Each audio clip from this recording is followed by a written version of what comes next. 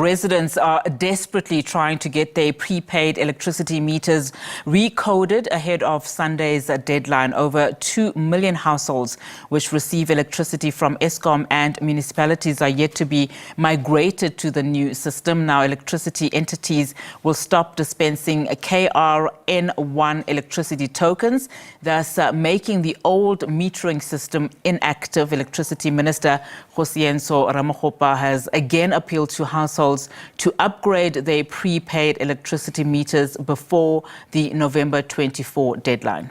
Well, to discuss further on this, SABC News reporter Calvin Dludla joins me now in a studio. Calvin, of course, you've been primarily in Soweto, just speaking to residents about how they've been able to navigate the system. We saw those harrowing scenes of long queues with especially the elderly, just waiting to get some form of assistance from the utility.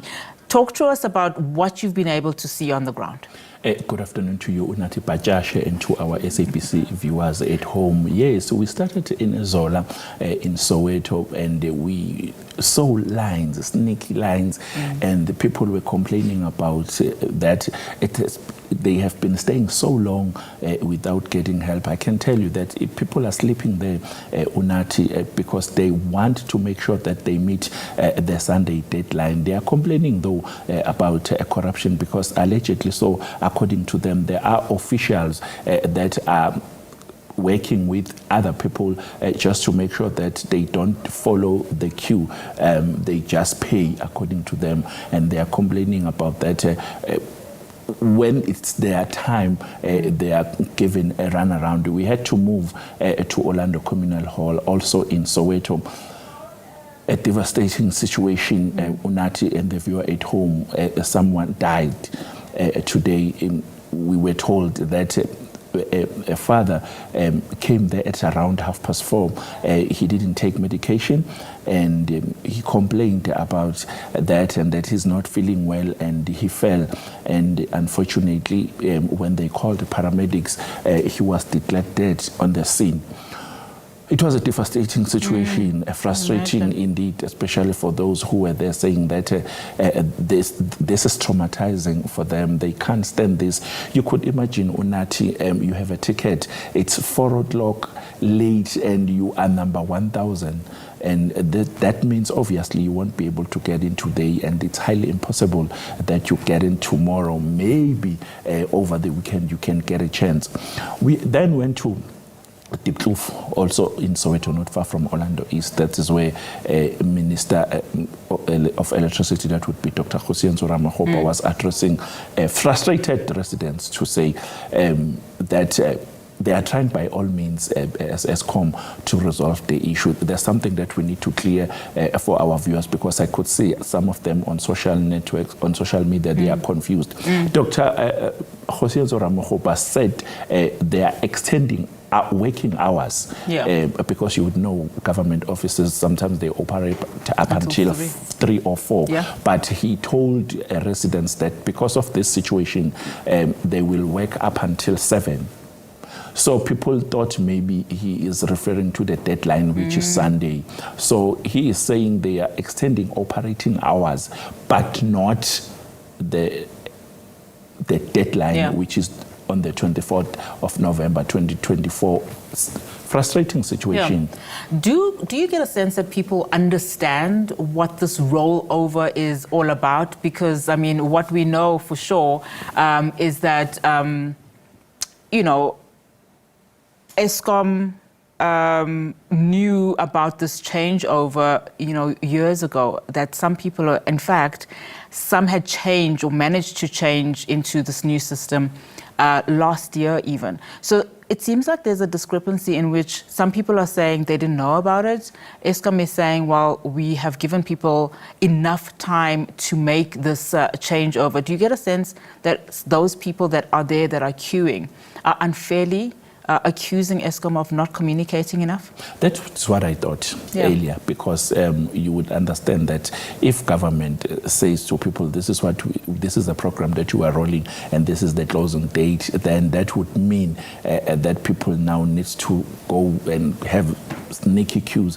But when I spoke to some of them, they did confess to SABC News that actually they knew from last year, 8 months ago, that Eskom is rolling this program. But the only challenge they had was that most of them, especially in Soweto and the places that we visited, they are not paying electricity.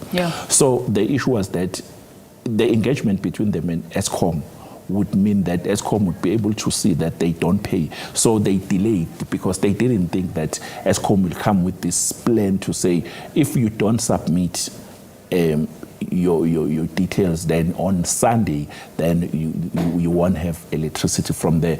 But Eskom did say that they must come, and they didn't do that because they didn't think that Eskom will take such a drastic measure. But Unathi, we spoke to some of them who came, who got insight and got help, and the old lady did say that the situation inside was fine, everything went well, but because they are owing, she was given.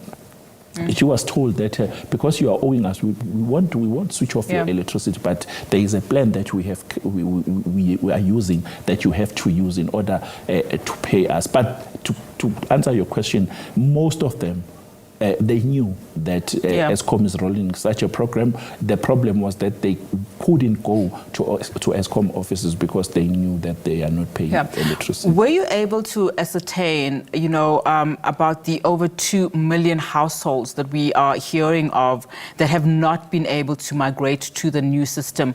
Where is that number happening? What is the problem? Where is that coming from, in fact, and what is the problem there? We do understand, of course, like you've alluded to, that some people were afraid that they would be caught out in terms of not paying, but we also understand that that could also be because of faulty meters. But on the other side of that, it could be because of illegal connections. What have you been able to hear? We were told by our sources on the ground that some of them, not that they don't pay for electricity, but they don't have meters at all. Wow. They don't. That is what frustrated the minister, saying that you don't even have that meter that we are talking about, but you have electricity for so many years, but then you don't pay. And then there are those who they call non-buyers, those who have meters but they don't pay electricity. The situation was so bad, I have to say. Yesterday when we went there, Unathi, we saw a granny, I think 72 years, sitting on the floor, eating bread and a cold drink that she was offered by a good Samaritan, crying that, I didn't know that my kids did not pay electricity. And that was frustrating for her because now she has to go there and make sure that she fixes the situation. Calvin, thank you so much for that. I do understand, of course, you'll still and continue to be on the ground until that deadline comes on the 24th of November. Thank you so much for that, Calvin Dludla. There is our journalist who was on the ground in Soweto, in fact, just looking at whether or not those residents who are yet to migrate to this new system have indeed done so.